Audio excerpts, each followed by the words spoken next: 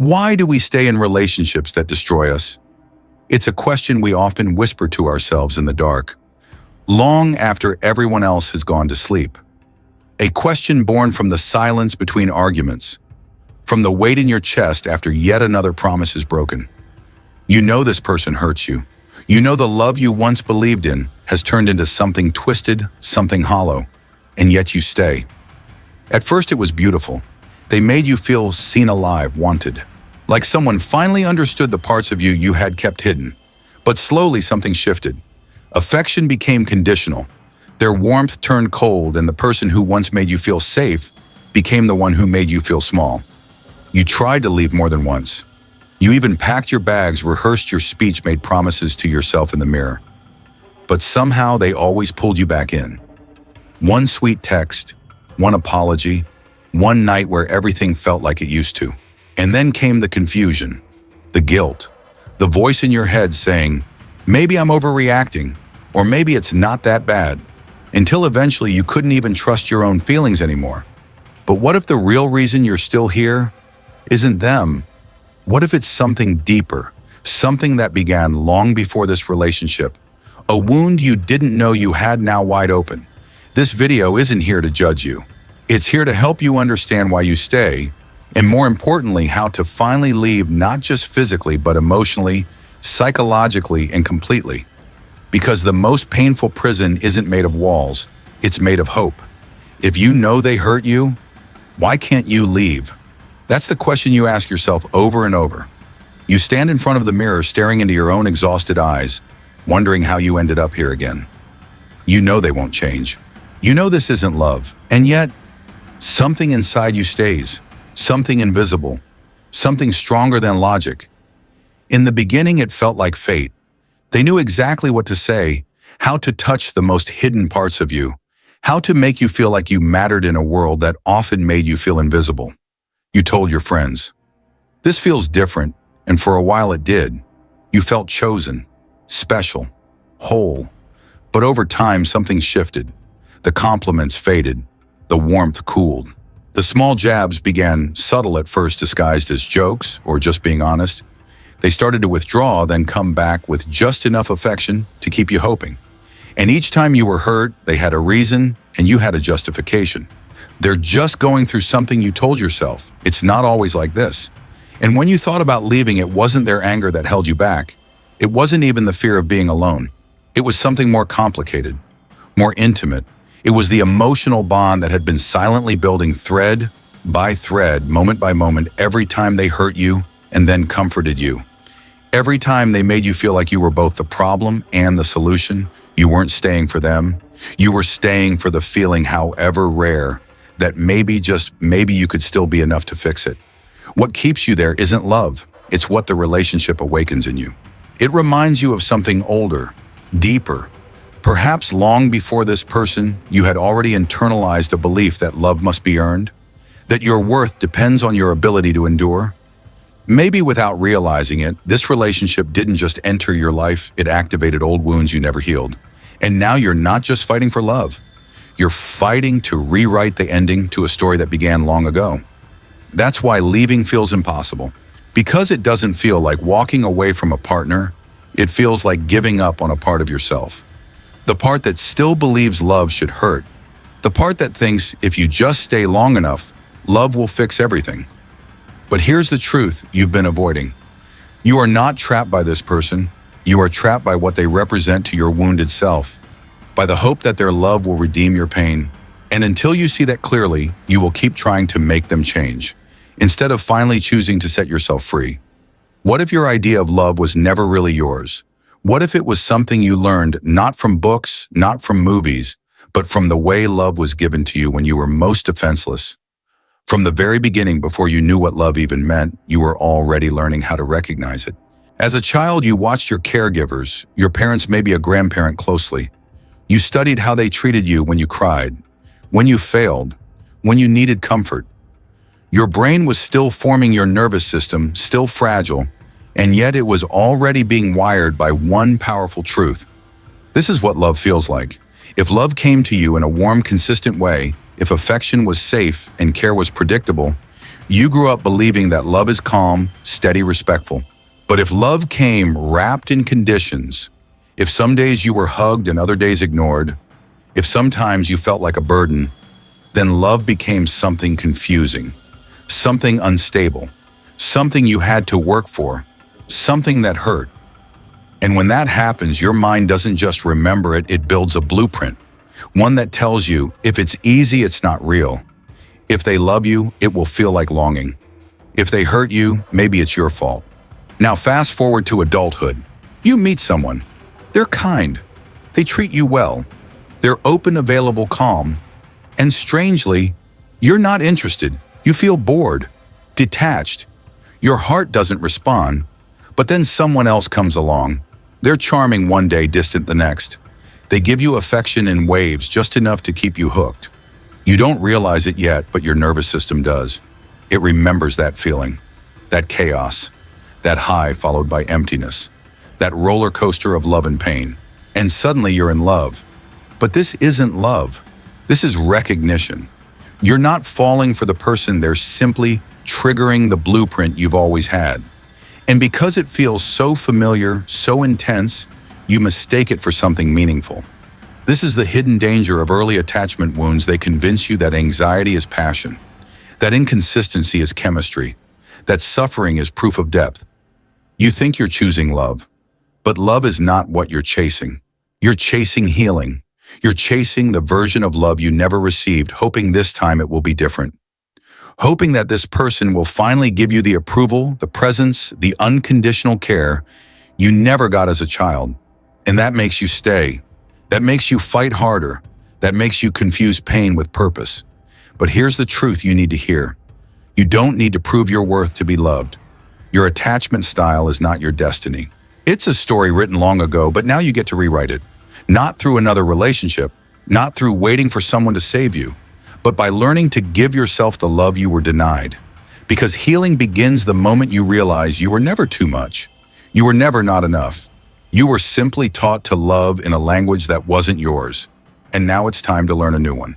If it hurts so much, why does a part of you still crave it? That's the question you don't dare say out loud. Because it sounds twisted, doesn't it?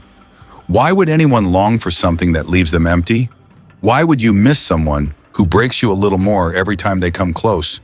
But the truth is, you're not weak, you're not broken, you're addicted.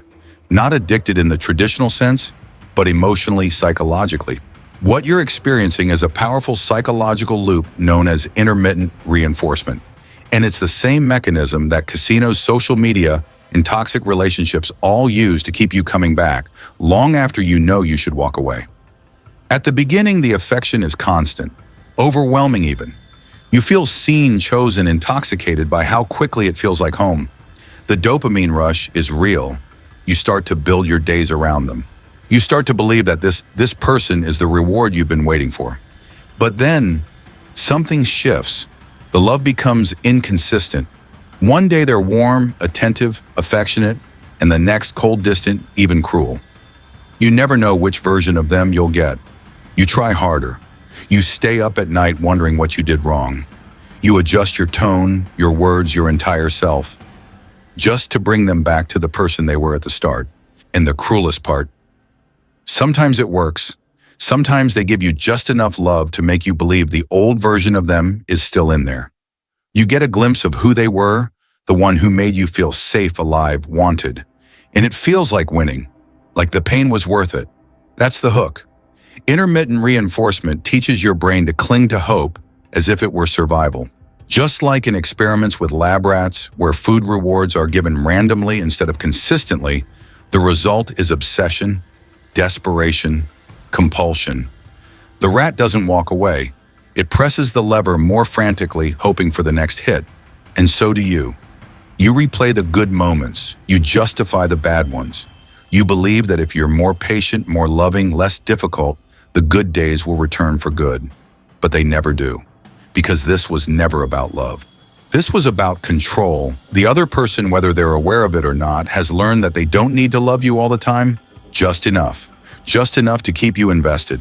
Just enough to make you question your reality. And over time, your standards shift. You begin to accept less, to expect less, You start settling for crumbs just to taste the sweetness of what once was. But here's the truth. Love doesn't make you suffer to feel alive. Real love doesn't teach you to beg for warmth in a cold room. What you're experiencing is not love. It's conditioning. And like any addiction, the first step to breaking free is recognizing that you're in a loop, one that was designed to keep you dependent. You don't need to try harder. You need to step away from the lever, because you are not a rat in someone else's experiment. You are a human being worthy of consistent, healthy, unshakable love. And it's time you believe that. What if the problem was never you, but they made you believe it was? At first, it was small. You noticed something off, maybe a contradiction in their story, a shift in tone, a lie that didn't quite land. You brought it up gently, carefully. You weren't accusing, you were just trying to understand. But instead of an honest conversation, you were met with something else entirely. A look of annoyance, a scoff, a phrase like, "You always read too much into things. You're being paranoid." I never said that. You're imagining it. And slowly something inside you began to shift. Doubt crept in. You started replaying conversations in your head, trying to remember exactly what was said. You questioned your tone, your words, your memory. You searched for proof, texts, timestamps, anything to confirm what you know you felt. But the more you looked, the more unsure you became. This is not miscommunication. This is gaslighting, a form of psychological manipulation, so subtle, so insidious, that it makes you question your reality. The goal is not just to win the argument. The goal is to make you lose trust in your own mind. Because once that happens, control becomes effortless. If they can rewrite your memory, they can rewrite your truth. And once they own your truth, they own you. But gaslighting rarely stands alone. It often walks hand in hand with projection, another twisted tactic that shifts blame away from them and onto you. They lie and accuse you of being dishonest. They flirt and say you are the jealous one. They lash out and call you too sensitive, too reactive, too much. At first you fight back. You defend yourself. But over time, the emotional toll becomes too much. You stop correcting them. You start internalizing the guilt. You begin to wonder, maybe I'm too much. Maybe I did provoke it. Maybe I really am the problem. And that's the most dangerous part. Because once your self-trust has been eroded, you stop trusting your instincts. You no longer know what's real, what's right, or what's deserved. You become emotionally exhausted, and when you're exhausted, you're easier to control. You're more likely to stay quiet, to keep the peace, to cling to crumbs of affection, because you no longer believe you deserve more. This is not love. This is psychological warfare. But here's the truth that no one told you. The moment you start questioning your own sanity in a relationship is the moment the relationship becomes unsafe. Because love does not require you to abandon yourself. Love does not confuse you, silence you, or make you second-guess your worth. If you have ever caught yourself thinking, maybe I'm crazy, or maybe it's all in my head, you're not unstable, you're being manipulated. The fact that you even question your reality means your reality has already been distorted. But awareness is power. When you finally name what's happening, when you call it gaslighting, when you recognize projection for what it is, not truth, but deflection, you begin to take your power back. And that is the beginning of freedom. Not when they stop controlling you, but when you stop believing the lies they planted inside you. What if it's not love you're afraid of losing, but the hope you've attached to it? You've thought about leaving more times than you can count. Late at night when the silence becomes louder than their absence.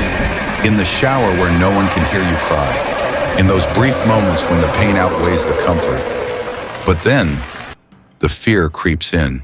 What if I never find someone else? What if I'm too broken to be loved again? What if no one will understand me the way they do, even if they hurt me? This is the quiet prison of loneliness. Not the kind where you're physically alone, but the kind where you're trapped with the belief that being alone means being unworthy. And this fear didn't come out of nowhere. It was planted by society, by childhood wounds, by a culture that romanticizes suffering and tells us that our worth is measured by whether or not we are loved by someone else. From the time we were children, we've been told that love is the goal. Every movie, every song, every Instagram post tells you that to be loved is to be whole, that being single is a failure, that being alone is shameful. And when you enter a relationship that chips away at your identity, that convinces you no one else will ever love you this way, that fear becomes a weapon and hope becomes a trap. Because here's the twisted part. You're not staying because of what's real, you're staying because of what you hope could become real. You remember the beginning, the version of them that made you feel alive. You cling to the rare moments when they were kind, soft, vulnerable, and you tell yourself, if I can just be patient, if I can love them better, maybe they'll come back. But that version of them, the one you fell in love with, was never consistent. It was a mask, a moment, a glimpse of potential, not a promise. And still you stay. You stay because you think your love can heal them. You believe that your sacrifice, your endurance, your unwavering presence will be the thing that turns them around. That if you just hold on long enough, they'll wake up and realize you were the one all along. But here's the truth you've been avoiding. Real change doesn't come from love alone. People don't transform because you suffer enough. They don't grow because you bend yourself backwards to meet them where they refuse to grow. Real change only happens when they decide to face themselves, when they take accountability. And most of the time, people who benefit from hurting you have no incentive to change. So you're not staying for love. You're staying for the illusion of change. And that illusion is killing you. Because while you wait for them to become who you need, you disappear. You lose your voice, your self-worth, your spark. You become a version of yourself you barely recognize, quiet, small, afraid to upset the balance. But here's what you must know. Being alone is not worse than being unseen. Loneliness is painful, but it is also honest. It is the space where healing can begin. It is where you remember who you are when no one is telling you what to be. Don't confuse solitude with punishment. Sometimes walking away isn't about giving up on love. It's about giving up on a love that was never real to begin with. What if what you miss never truly existed? You think you miss them. You tell yourself the pain in your chest is proof that you love deeply, that this emptiness must mean something was real, something worth saving. You replay their voice in your head, the moments of laughter, the mornings where their eyes met yours and felt like home. But what if I told you, you're not missing a person? What if what you're actually mourning is the high? The truth is what you're going through right now isn't just heartbreak, it's withdrawal. The kind of psychological and emotional withdrawal that mirrors addiction. And like all addictions, it doesn't just vanish when the source is gone. In fact, sometimes it gets worse before it gets better. Because this wasn't just a relationship, it was a cycle. A cycle of highs and lows, of rejection and reward, of chaos followed by comfort. A cycle that conditioned your nervous system to crave intensity, not safety, to crave the unpredictable surge of validation that came when they finally looked at you with tenderness after days of silence. And when they're gone, your body panics, your mind races, your heart begs for a fix. So you scroll through old photos, you reread conversations, you remember the nights they held you close and forget the mornings they made you feel invisible. You romanticize the rare good moments and erase the countless painful ones. You mistake withdrawal for love, but it's not love. It's the loss of the chemical cocktail that was keeping you hooked. You were addicted to hope, not reality. To the hope that maybe this time they'd mean what they said. To the hope that maybe the beginning was the truth and everything after was just a rough patch. To the hope that if you just held on a little longer, they'd come back as the version of themselves that made you feel worthy. But here's the hard truth. That version of them was never real. It was a mask, a moment. A glimpse of what you wanted them to be, not who they truly were. And deep down you knew that. That's why you kept trying to change yourself to mold your words to earn their love. You weren't chasing connection, you were chasing validation. You were trying to fix something in them, hoping it would fix something in you. And now that they're gone, you feel like you've lost a piece of yourself. But what you've really lost is the illusion. And yes, that hurts. Deeply. Because even an illusion, when repeated long enough, begins to feel like home. But what if this pain isn't something to escape, but something to understand? What if withdrawal is not a sign to go back, but a signal to go inward? Because on the other side of this ache is clarity, and on the other side of clarity is freedom. You are not broken because you feel this way. You are human. You are healing. You are unlearning what your heart was conditioned to accept. So when the cravings come, and they will remind yourself you're not missing love. You're missing a cycle that taught you to settle. You're missing a fantasy that kept you in pain. And the only way out is through. Grieve it, honor it, but don't go back, because what's coming next, peace, self-trust, real love, will never require you to abandon yourself just to feel seen. What if your healing isn't waiting at the end of the relationship, but at the end of all contact? You may have already left the relationship. Maybe you've moved out, blocked their number once or twice, even told yourself it's really over this time. But then one message comes in just a few words and your heart skips. You feel that familiar ache again, that old hope rising from where you buried it. And so you reply, just one text, just to be polite, just to get closure. But closure isn't what you're really looking for, is it? What you're truly craving is the emotional fix, the momentary relief of being seen by the very person who once made you feel invisible. And that's why this cycle keeps pulling you back, because you haven't truly left. Not emotionally, not psychologically. You're still connected. And here's the hard truth: you can't heal in the same space that broke you. Healing doesn't begin the day you leave. It begins the day you stop going back. That means no messages, no phone calls, no checking their social media, no asking mutual friends how they're doing, no pretending to just be friends. Because every contact, no matter how innocent it seems, is a thread keeping the wound open. A delay to your recovery, a gateway back into confusion. You might tell yourself, I just need answers. But what if I told you, you already have them? You know they hurt you. You know the pattern. You know what you lost in order to keep them. So what more do you really need to know? Because what you're actually seeking isn't information. It's one last reason to stay. One last burst of hope. One last illusion of connection.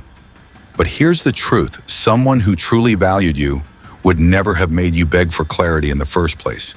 And yes, cutting contact will feel like hell. At first, you will doubt yourself. You'll wonder if you're being too dramatic, too harsh. You'll feel guilt. You'll feel longing. You'll miss the version of them that only existed in fleeting moments. That's not a sign you're making a mistake. That's a sign you're in withdrawal from a cycle that kept you hooked. But every time you resist the urge to reach out, you reclaim a piece of yourself. Every boundary you set is a message to your nervous system. We're not going back. Not this time. You are not heartless for walking away. You are not cruel for blocking someone who was kind one moment and cruel the next. You are choosing truth over illusion. You are choosing peace over potential. You are choosing you. And that is the most radical, most powerful act of love you can commit. Because sometimes the most loving thing you can do for your wounded heart is to never open that door again. Not because you hate them, but because you finally love yourself enough to stop bleeding for someone who never knew how to hold you without hurting you. What if the voice that keeps doubting you was never yours to begin with? That small nagging voice, the one that whispers, what if I was the problem? What if I'm just too much? What if I never find someone else? You think it's your own voice. But it's not. It's the echo of every manipulation you've endured. Every subtle jab. Every twisted word. Every time they said you were too emotional, too dramatic, too difficult to love. And over time, you believed them. You didn't just hear their words, you internalized them. They became part of your inner dialogue. You began to question your worth, your instincts, your reality. And worst of all, you began to think that what you experienced wasn't real abuse because it didn't always hurt, because sometimes they were kind. That's how emotional manipulation works. It doesn't break you all at once. It dismantles you piece by piece until you forget who you were before the storm began. You start to measure your value through their eyes. You begin to live in defense, always trying not to upset, not to provoke, not to make things worse. You walk on eggshells not because they told you to, but because you've been trained to.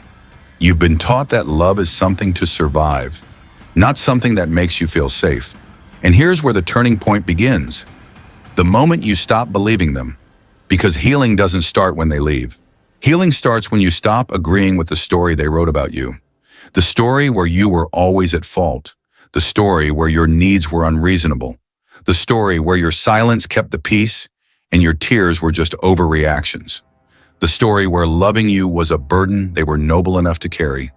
None of that was ever true. But if you believe it long enough, it becomes your reality. That's why emotional freedom isn't just about blocking their number or leaving the house. It's about rewriting the narrative inside your own mind. It's about looking at yourself in the mirror and saying, I was never too much. I was never hard to love. I was simply with someone who didn't know how to hold the kind of love I offered. And yes, there will be days when you doubt again, when their voice becomes louder than your own, when the wounds whisper that maybe you deserved it, that maybe you'll never find better.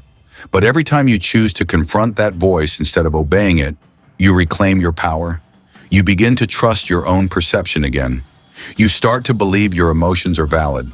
You realize that someone who truly loved you would have never made you feel so small just to feel big. And slowly, painfully, beautifully, you begin to feel yourself returning. Not the version of you that survived the relationship, but the one who existed before it, the one who laughed freely, the one who didn't second-guess their worth, the one who knew deep down that love was never meant to feel like fear. This is where your healing begins. Not in forgetting what happened, but in refusing to let it define who you are anymore. You are not the story they told about you. You are not broken. You are breaking free. In the end, this was never just about them. It was always about you. About the wounds you didn't know you were carrying. About the patterns you inherited, the silence you normalized, and the love you thought you had to earn. You weren't weak for staying. You were human, forgiving, hopeful, loyal to the dream of what could have been. But now you know. You know the pain wasn't love. The chaos wasn't passion. The silence wasn't peace. Now you see the truth behind the mask. You recognize the manipulation, the addiction, the emotional chains disguised as intimacy. And more importantly, you've remembered something vital. You deserve love that doesn't hurt, presence that doesn't vanish, safety that doesn't shift. So this is your turning point. Not the end of a relationship, but the beginning of a revolution within yourself. Because healing isn't forgetting what broke you. It's becoming someone who will never let it happen again.